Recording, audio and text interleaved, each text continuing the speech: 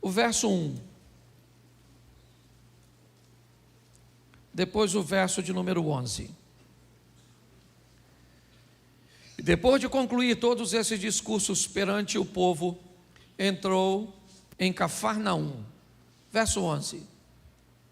E aconteceu que, pouco depois, irá ele à cidade chamada Naim, e com ele iam muitos dos seus discípulos e uma grande multidão. Feche seus olhos. Senhor nosso Deus e Pai, em nome de Jesus, eis aqui a Tua palavra. Continua falando conosco, usa-me como um canal de bênção nesta hora, pelo poder do nome de Jesus.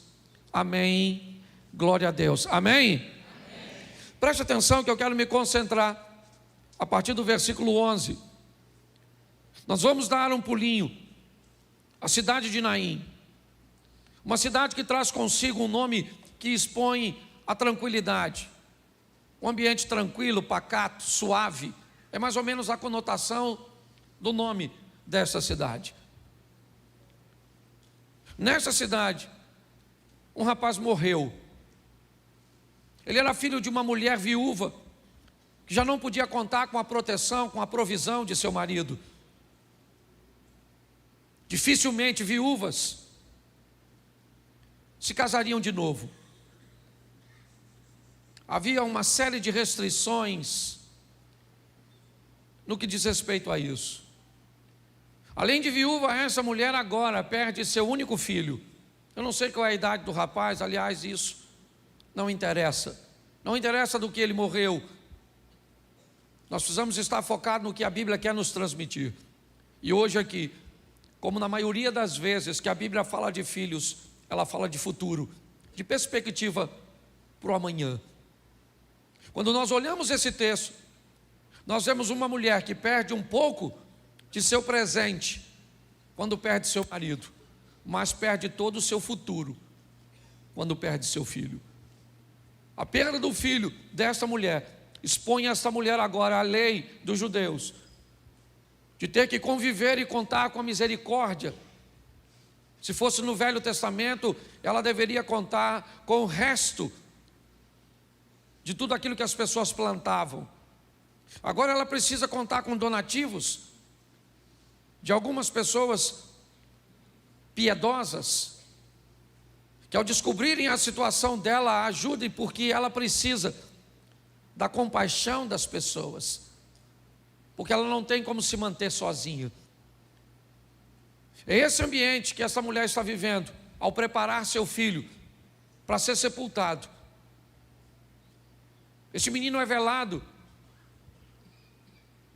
ele está sendo preparado, o sepulcro está aberto, pronto para receber este rapaz. O que a Bíblia está dizendo é que uma mulher está pronta para enterrar seu futuro, para ver seu futuro descer à sepultura. Mas que tranquilidade é essa de Naim? Que ambiente tão tranquilo é esse que faz com que uma mulher tenha tantas dores numa cidade como essa, num ambiente como esse? Me parece que o nome não cabe muito bem dentro da situação que essa mulher está vivendo. O que vai ser da vida dela agora? Provavelmente muitas perguntas, muitas interrogações permeiam sua mente. Por que isso acontece comigo? Por que justamente eu? O que eu fiz para merecer isso? Mas a enfrentarmos adversidades, problemas e crises, que inevitavelmente esse tipo de pergunta acaba saltando ao nosso coração. Por quê? Porque o meu casamento, os meus filhos, a minha saúde, os meus negócios, por que as coisas acontecem conosco? Não há resposta para isso, querido.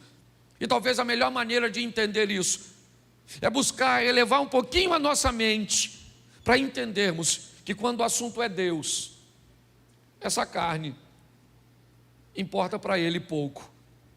Eu não vou dizer que não importa nada não, porque importa um pouco.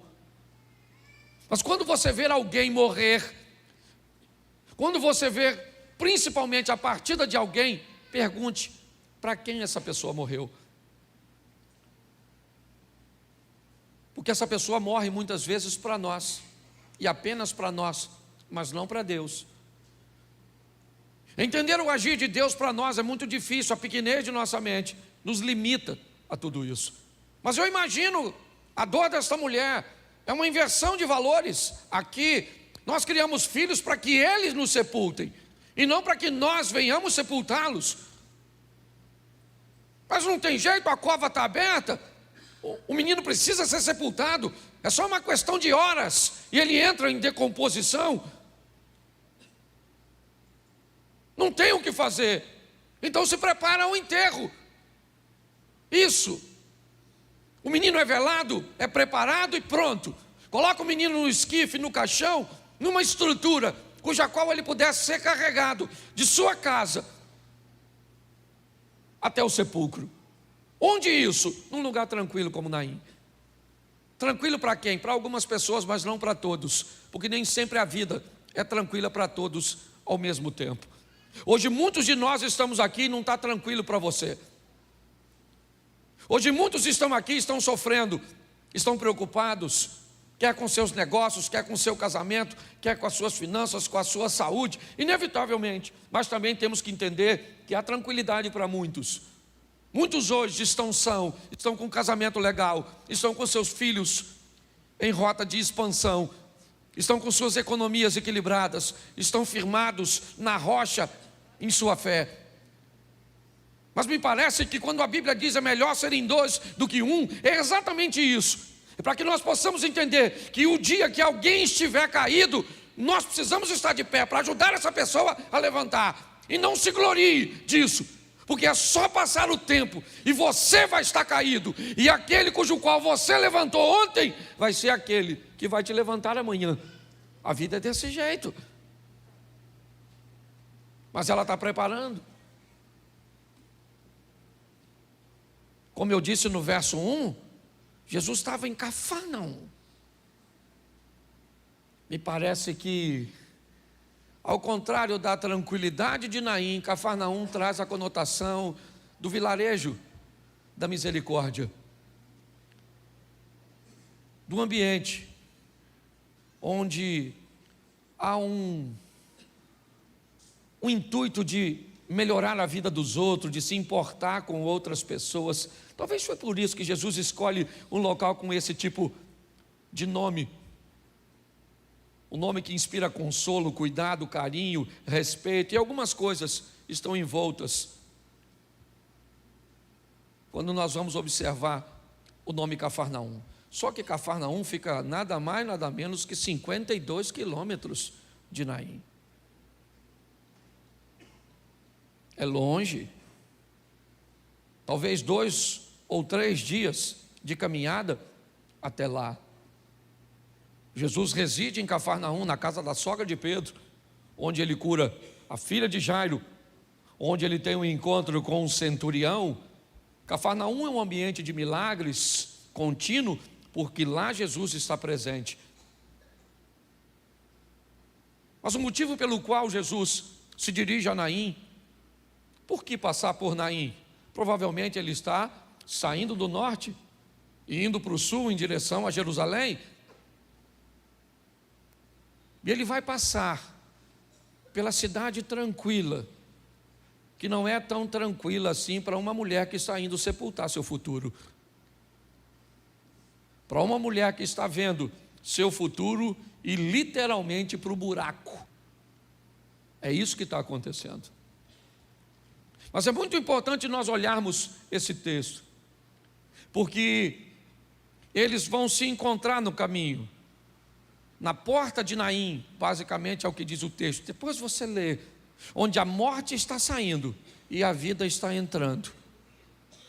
Quando nós olhamos para esse contexto, o que vamos olhar é Jesus trazendo consigo uma multidão. Pessoas vêm com ele, e todos os tipos de pessoas. O texto diz que vem com Jesus seus discípulos e uma grande multidão. E vamos imaginar que tipo de pessoas andam ao nosso redor quando nós estamos ganhando.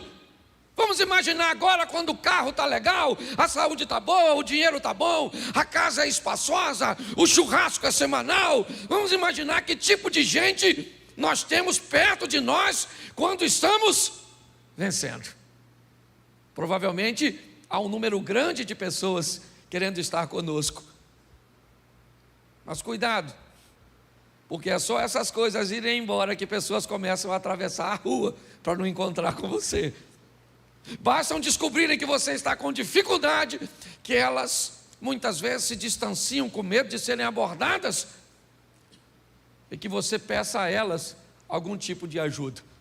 Vem Jesus envolto, e quem é Ele? Ele é a vida.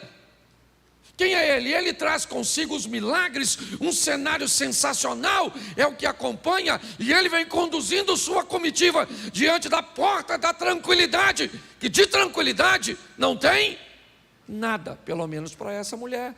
Por quê? Porque hoje a igreja pode ser um ambiente tranquilo. Por que Naim não pode ser aquela porta? Porque hoje a porta da igreja não pode ser chamada da porta de Naim?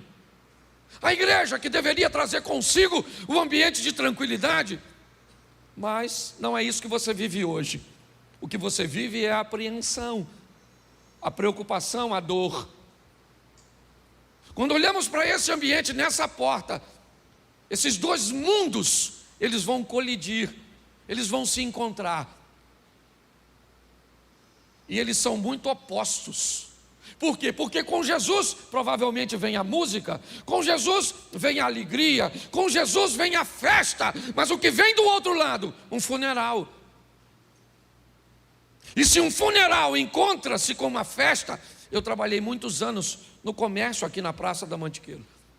E eu sou da época que, quando uma comitiva fúnebre passava, nós do comércio abaixávamos a meia porta. Quando não fechávamos totalmente, em solidariedade aos familiares. Sim, porque inevitavelmente a tristeza, ela ofusca um pouco da alegria. Não faz sentido você estar rindo enquanto alguém está chorando, perdendo. Então Jesus vem envolto numa multidão que está feliz, por quê? Porque Ele está presente. E que tipo de pessoas? Eu separei alguns aqui que deviam estar junto com Jesus. Curioso. Porque curioso tem tudo quanto é lugar. O que eles querem? Informação.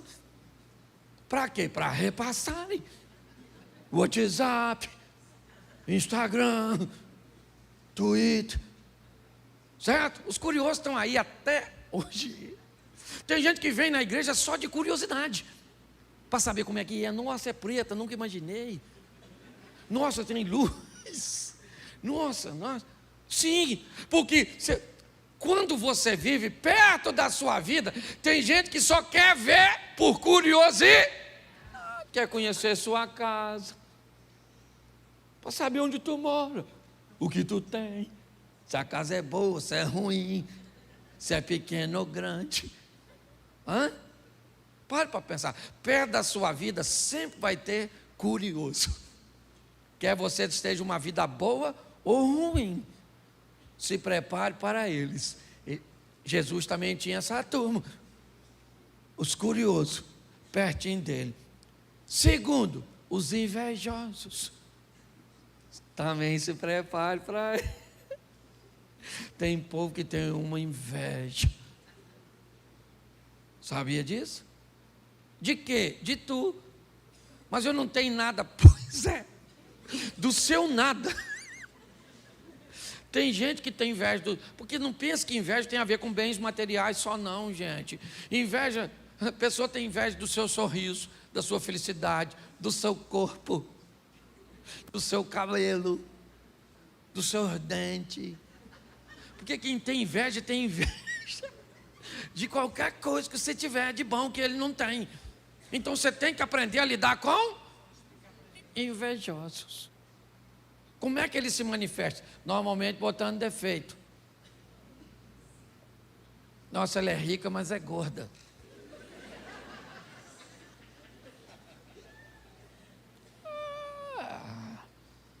Certo?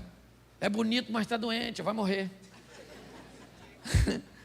Se você não está... Gente, lidar com gente é o maior barato. Então devia ter uns invejosos. Isso aí, ó, isso é demônio. Por isso que ele faz milagre, esse tal de Jesus. Os curiosos falando, sério? E o invejoso falando, sim, isso é Beelzebul, Lúcifer, isso é tudo junto, corja. Ele disse que veio do céu, mas foi lá de baixo. Terceiro grupo que tinha ao redor, e tem, os admiradores. Tem gente boa no grupo também, uma turma que gosta de tu. Sim ou não? Não tem só gente ruim, não. Tem uma turma maneirinha. Não são muitos. Mas tem, eu imagino, né? Aquela turma lá, ó, que admirava Jesus. Sim ou não? Sim. Perto de Jesus também tinha uns necessitados. Porque perto dos tubarões sempre tem os peixes pequenos. A turma que precisa de uma atenção, precisa de um cuidado. Queria um milagre. Estão andando atrás de Jesus por quê? Porque estão doentes, estão a fim de cura. Porque estão solteiros, estão a fim de casar. Porque estão casados, estão a fim de quê? Ficar solteiro. Não faz isso não. Virei até profeta agora. Então tem necessitado, sim ou não? Sim. No grupo de Jesus também tinha os comprometidos. Aquela turma que estava com ele, engajados já no projeto há muito tempo, deixaram sua profissão, deixaram o seu barco, suas coisas. Porque sempre vai ter gente perto de você com nível de comprometimento alto. Talvez seja meio confuso para vocês se decepcionarem muito com os invejosos e acabar colocando comprometidos no mesmo, né, círculo que os invejosos. Tem gente que tem muita dificuldade de identificar essas pessoas. Tinha também os indiferentes. O que é o indiferente? Aquele que não sabe nem o que está fazendo. Você é curioso, curioso nada. Invejoso, inveja de quem? Comprometido com nada. Não admiro ninguém. Estou precisando de nada. Então o que você veio fazer aqui? Não sei. Eu sei que vim. Por que eu vim? Eu não sei. Tem gente em velório assim, tem gente em festa assim. Você é parente de quem? Do noivo, mas aqui é aniversário de 15 anos. Você não sabe nem o que está acontecendo no ambiente. Para pensar. Tem gente que não está nem aí para nada. Acaba o culto, você pergunta como é que foi o culto. Foi. Acabou agora. Pregaram o quê? Pregou. O importante é que pregou. Eu não escutei, mas entrou em mim assim mesmo. Porque tem gente que não está nem aí. Você conhece alguém desse tipo? Tem gente assim. Certo? E não se aborreça, porque tem todo tipo de gente. E essa turma vem com quem? Com Jesus. Tinha indiferente perto dele, comprometido, necessitado, admiradores, invejosos e curiosos. E lá vem Jesus. Como é que ele vem?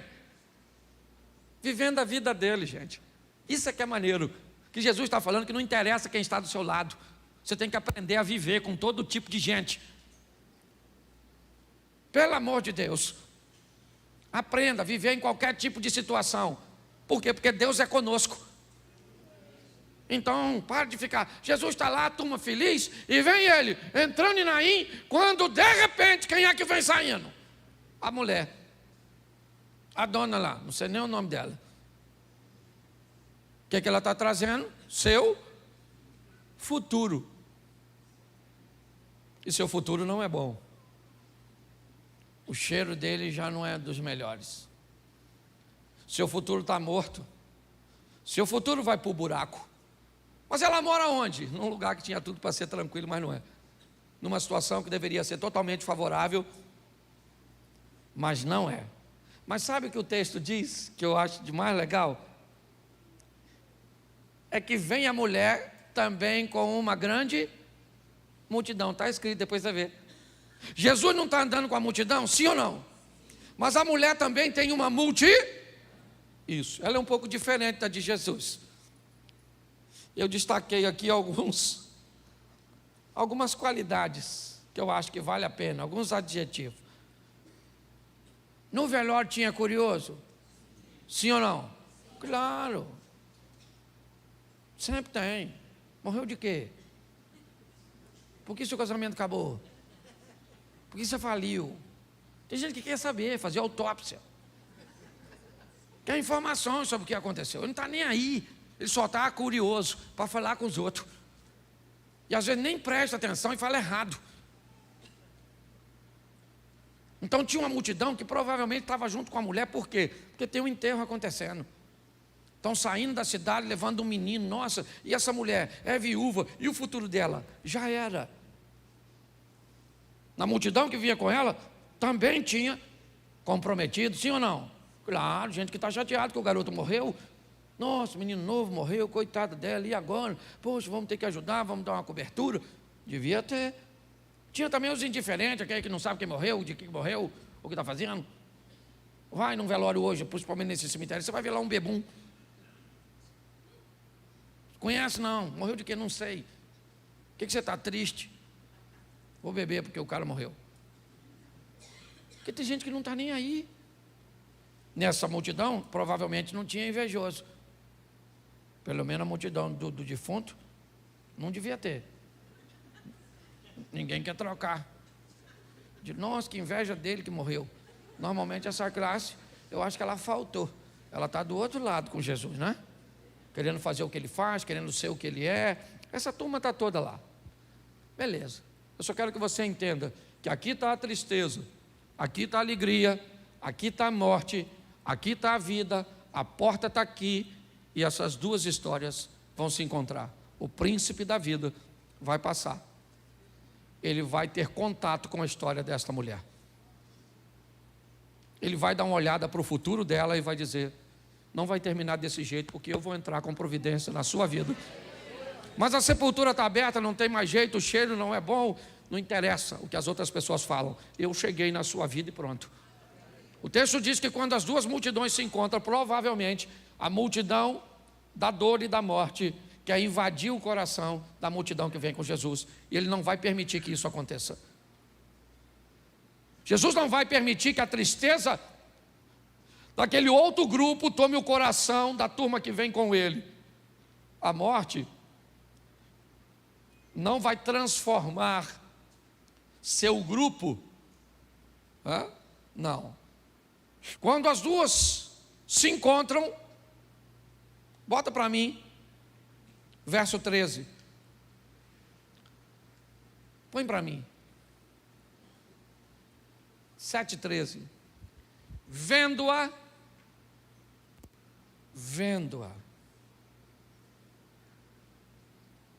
Jesus olhou para ela.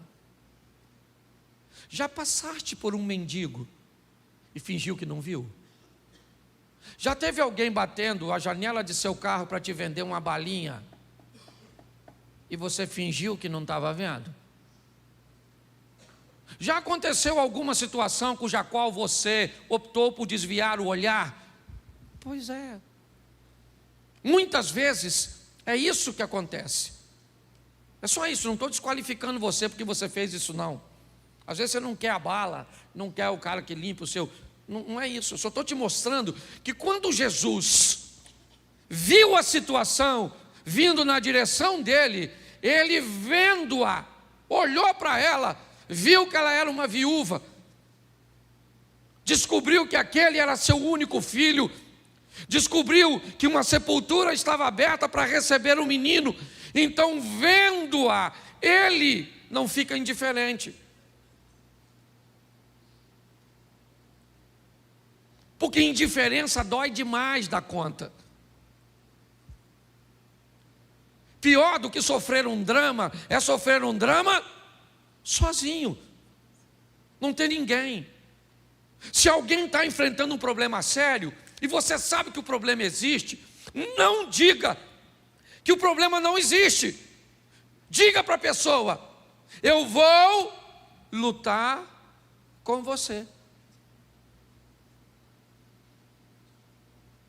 Tem gente que a pessoa apresenta um problema e eu vejo gente dizer para ela: calma, rapaz, isso não existe não. Como não existe? Se eu tenho um laudo, como não existe? Se eu tenho provas materiais que existem. Então diga para a pessoa: eu vou enfrentar isso junto com você. Você está sozinho, pode contar com as minhas orações, pode contar com os meus recursos. Nós não podemos negligenciar problemas, porque isso não acalenta ninguém. Jesus, vendo, moveu-se de íntima compaixão por ela, olhou a situação dela e não passou por indiferente aos olhos dele. Eu não sei se você já enfrentou problemas sérios, onde, preste atenção, você até teria gente para te ajudar, se você tivesse coragem de contar. Mas às vezes é tão sério, é de foro tão íntimo, que você sequer consegue ajuda, porque você tem vergonha de dizer para alguém o que está acontecendo. Pensa numa situação dessa. Você tem vergonha de que as pessoas descubram que você está endividado. Você tem vergonha de que as pessoas descubram que você está impotente. Você tem vergonha de que as pessoas descubram que você está doente, que você está desempregado, que você precisa de uma cesta básica, de uma ajuda. É verdade. Pessoas muitas vezes não são ajudadas, não porque a ajuda não existe, mas porque a dor é tão grande de compartilhar, que elas preferem ficar com a dor da necessidade. Jesus olhou, fez a leitura. Como ele descobriu, eu não sei. Para mim, Jesus perguntava, sabe? É só isso. Tem gente que acha: ele viu o paralítico e, sabendo que ele estava assim há 38 anos, disse: quero ficar são. Eu não penso desse jeito. Para mim, Jesus parou e perguntou: por que aquele cara está daquele jeito? Quanto tempo ele está assim? E aí alguém diz: cara, ele está paralítico aí 38 anos que ele é paralítico daquele jeito, e basicamente todos os dias alguém vem, traz ele aqui e coloca de manhã. Eu fico imaginando o paralítico vendo que alguém tão importante quanto Jesus parou para saber a história dele. Como é legal quando alguém se preocupa com o que nós estamos atravessando. Como é gratificante quando alguém quer saber qual é a nossa doença, há quanto tempo nós estamos assim, qual é o nosso problema, se pode ajudar alguma coisa. Jesus, vendo-a, moveu-se de íntima compaixão e olha para ela e diz o quê? O que ele diz? Não chora. Pô, aí já é demais, né, Jesus? Fala sério, sou viúvo, estou enterrando meu único garotinho, me dá pelo menos o direito de chorar. Aliás, diga-se de passagem, o Senhor deveria chorar comigo, porque a Bíblia diz: alegrai-vos com os que, e chorai com os que choram. O Senhor me diz para eu não chorar. O final desse versículo para mim é extraordinário. Até porque para mim o não chores tem uma conotação. Aliás, tem diversas. Jesus poderia dizer assim: dona, chora não, pô. Molenga. Morreu, rapaz. Amanhã faz 2 dias. Ele poderia dizer assim: pô, não chora não, pô. Pô, chora não, dona. Pô, chato, hein? Pô, morreu, né? Novo, né, dona? Mas não foi nem de um jeito nem de outro. Me parece que o que Jesus está dizendo para ela é algo assim: não chora não, dona. Fica tranquila que eu cheguei. Fica tranquila que o que ninguém pode fazer por você, eu posso fazer por você. Não, aquele não chora que chega com segurança, sabe? Aquela pessoa que está chorando porque está devendo R$100 e não consegue pagar, e tu chega. Pensa. Como é que tu chega? A pessoa: o que foi? Eu devia R$100, poxa. Não chora. Cheguei, mano. Eu tenho. É aquela pessoa que chega para resolver. Às vezes pode até chorar antes. Porque Jesus chorou no túmulo de Lázaro. Chegou para ressuscitar e chorou. Alguém falou, nossa, como ele gostava de Lázaro. Alguém falou, se gostasse, tinha vindo antes. Pare e pense. Ele agora fala para ela, não. Mas olha o verso seguinte. Chegando, se tocou o esquife. Bom, agora o problema vai ficar pior. No verso 13 ele diz para ela o quê? Não chore. No verso 14 ele toca no defunto. Fala comigo, toca no defunto. Bota aí para mim o texto de Números, por favor. 19:11. Dá uma olhadinha no que Jesus acabou de se meter. 19:11. Aquele que tocar algum morto cadáver, né, de algum homem, imundo será por 7 dias. Pode continuar com o texto. Ao terceiro dia se purificará com a água, e ao 7º dia será limpo. Mas se ao terceiro dia não se purificar, não será limpo aos 7 dias. Presta atenção, Jesus acabou de tocar num, sim ou não? Ele ficou impuro segundo a lei. Ficou ou não ficou? Ficou ou não ficou? No verso 13 ele diz para a mulher, não chore. No verso 14, ele não fala mais com a mulher, ele põe a mão no problema dela. E quando ele põe a mão no problema dela, o problema dela passa a ser problema dele. Porque agora ele está 7 dias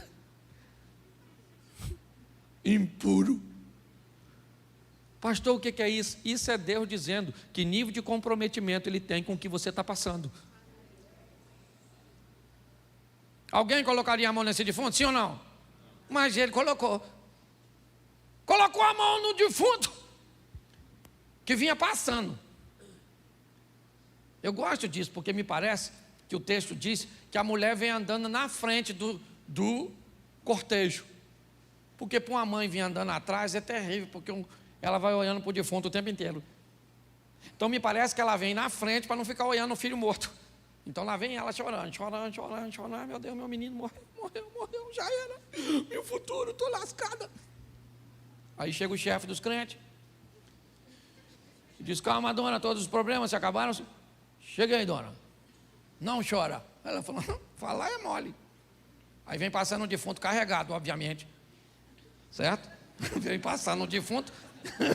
Parece The Walking Dead. Vem passando o defunto. Jesus, então, toca no defunto. E aí o pessoal parou. Falou, que tocou no defunto? Agora o negócio ficou feio. A turma que estava com ele, afasta dele que está impuro. E agora, o que pode? Aí ele começa a conversar com o defunto. Aí o problema vai ficando pior. Porque parece coisa de parente desesperado. Oh, você não podia morrer. Oh, meu Deus do céu. Aquela coisa de...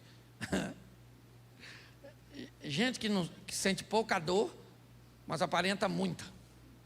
Para valorizar o defunto. Já viu aquela mulher que o marido morre e diz, nunca mais eu quero um homem.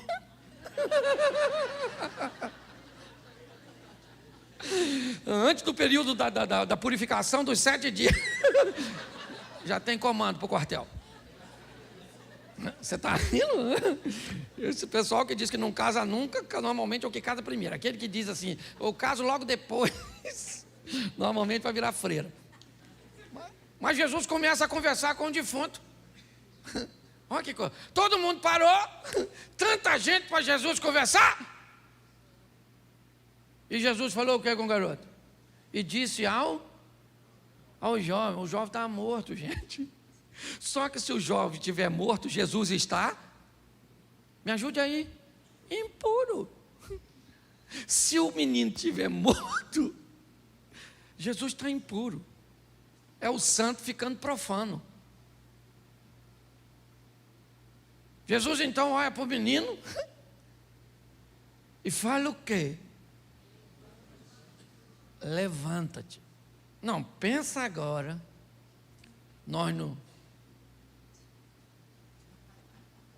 num cortejo. Lembro de curioso, os que fica perto, invejoso, aquela patota toda. Quando Jesus toca, está todo mundo olhando. Mas quando o defunto levanta, aí eu acho que diminuiu a população ao redor do ambiente. Porque se eu confesso a você, eu creio em Deus com todas as minhas forças. Um dia eu vou morar no céu, mas se eu estou num velório que o defunto senta, aí eu vou ver de longe, não é verdade? Isso sou eu. Se você é corajoso, fica, beleza, beleza, beleza. Eu não assisto nem filme de fantasma. Jesus fala com o menino: levanta-te. Vamos ver o que aconteceu. O defunto se sentou e começou a falar.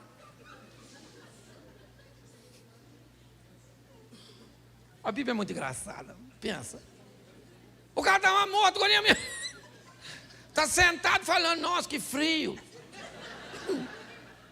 Nossa, esse óleo que passaram em mim para o sepultamento. Nossa, a gente não estava morto não, gente. Nossa, que é isso? Pare para pensar.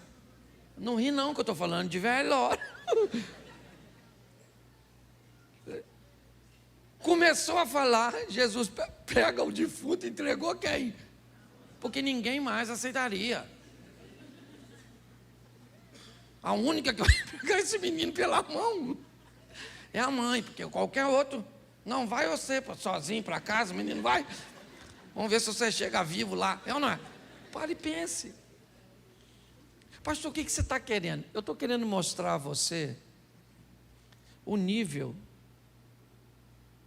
de comprometimento que ele tem. Eu estou dizendo para você que seu futuro hoje é este menino, e que talvez ele não seja tão tranquilo como você gostaria que fosse,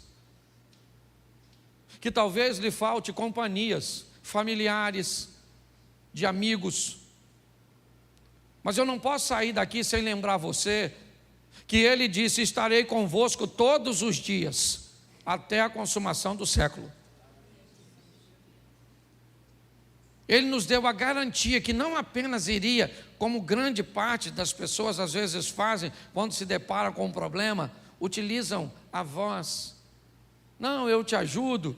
Não, eu estou com você. Não, ele disse isso, é verdade. Mas quando o problema passou, ele botou a mão do problema. E quando ele toca aquele esquife, escute, o problema deixa de ser simplesmente da mulher e passa a ser dele também.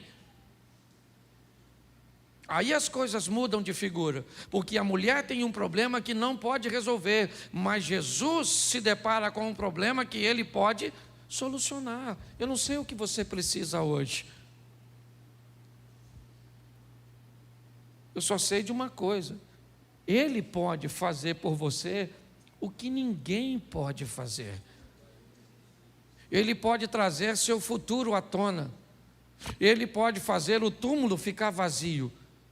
E, aliás, não sei por quanto tempo ficou, porque uma outra pessoa deve ter sido enterrada no túmulo que era para o menino, mas o menino não foi, porque Jesus entrou com providência no que diz respeito à mãe dele.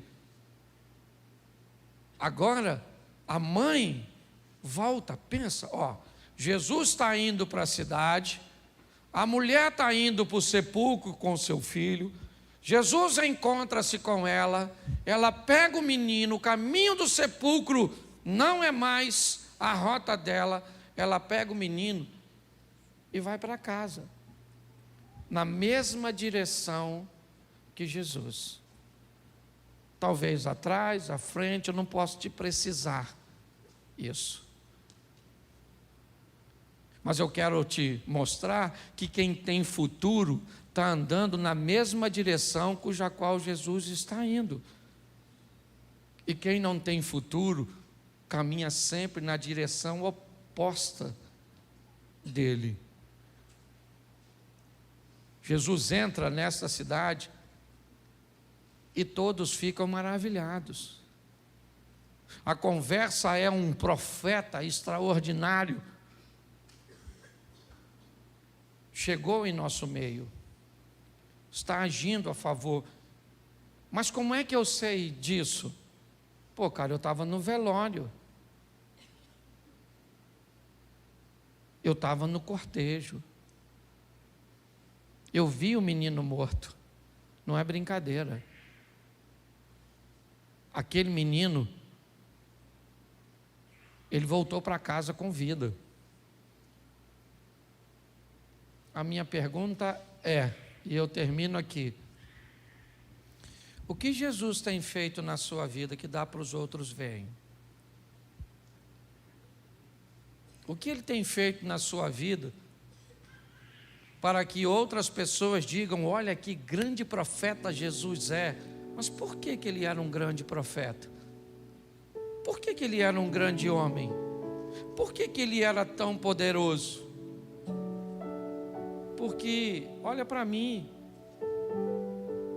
eu preciso que você descubra quem eu era. Preciso que você descubra onde eu estava. Eu preciso que você saiba qual era o resultado dos meus exames. Eu preciso que você converse com o meu advogado para que você consiga entender o problema que estava os meus negócios, o meu casamento.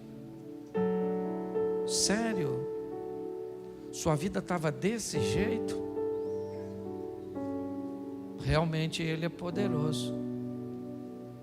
Ele é poderoso para abrir a madre daquela mulher que fez uma campanha para ter um filho. Ele é poderoso para curar o câncer de um irmão que já estava sentenciado de morte. Esse mesmo Jesus que saiu de Cafarnaum para ir a Betânia, Ele saiu do céu para vir aqui nessa noite, na presença do Espírito Santo, para agir a seu favor. Eu não sei o que você precisa, do menor ao maior problema, ainda que o problema não tenha tamanho. O maior problema é o nosso. Essa é a grande verdade. Se você tem um problema, hoje com certeza ele é maior que o meu. Mas para mim o meu problema é maior que o seu. Eu queria que você ficasse de pés. Agora quero orar. Se você desejar caminhar conosco, atrás daquela câmera lá, nós temos uma sala, alguém vai orar por você. Se você quer conhecer um pouco mais a nosso respeito, mas eu queria que você fechasse seus olhos. Feche seus olhos.